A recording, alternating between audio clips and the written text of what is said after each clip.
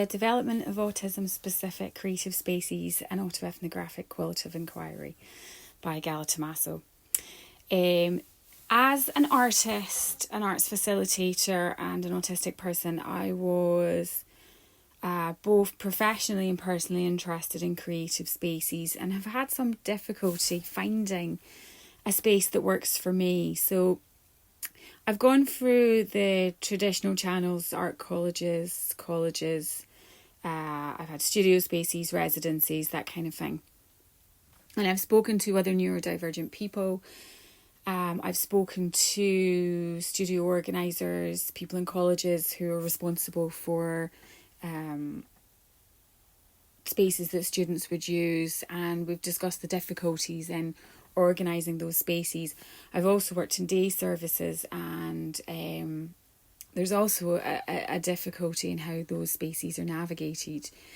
So for me personally, I wanted to find a space that suited me, and during my life as a professional artist and sometimes illustrator, graphic designer, instructor, I've navigated the more social elements of the art world with some difficulty and clumsiness, and this has made things like networking quite difficult for me. How I navigate college spaces has sometimes been quite challenging. You know, we're talking about busy spaces, places where maybe signifiers of how to use the space aren't in place, no transition space. So I'm based in County Limerick, and generally at the moment I work from home because it is a safe place. And this is something that's come up with some of my respondents in the idea of a safe place where you can leave things down, not be watched, not have to deal with more difficult elements of people and geography, and some of the barriers that come up as well are financial, transport, dealing with groups can be quite challenging, not understanding the rules necessarily came up in Limerick City Art Gallery when I was doing a residency. So I designed a map, an anticipation map that would make things a bit easier. You know, we knowing the rules and how to navigate space is actually really quite important, and having some preparation done in advance actually really helps me and others.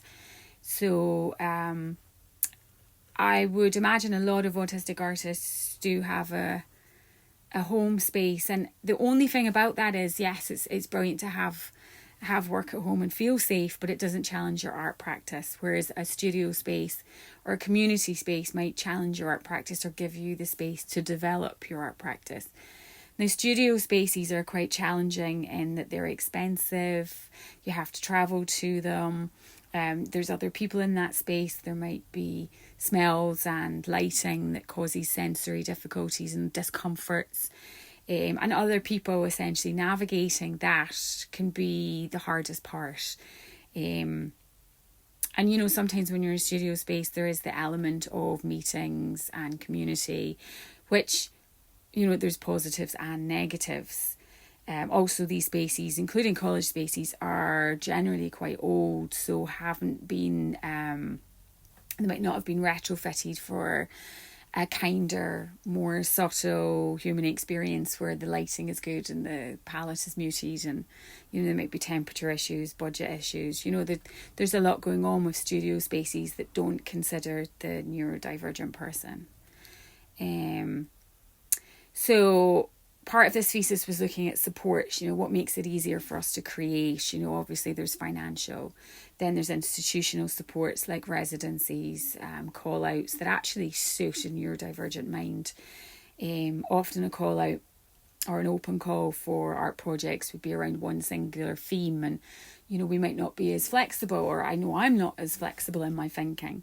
And also the support of gallery spaces and public art spaces in talking about the neurodivergent experience is really important, and I don't think there's enough opportunity to do that, and enough opportunity to culturally contribute, and to discuss the different factors that inhibit us. And, you know, a lot of face-to-face meetings and, you know, this one singular layer of communication in group work, in conversation, you know, not considering the internet to be a useful tool in how we communicate, not allowing time to process, not considering how the environment might influence how you process things.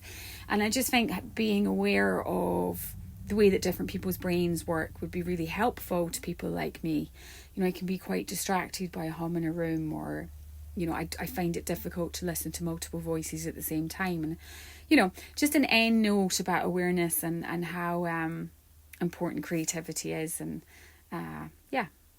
everyone has the right to express themselves, and for some people art transcends language, and I think that's very important and should be supported. Thank you to Mary Immaculate College for supporting this thesis.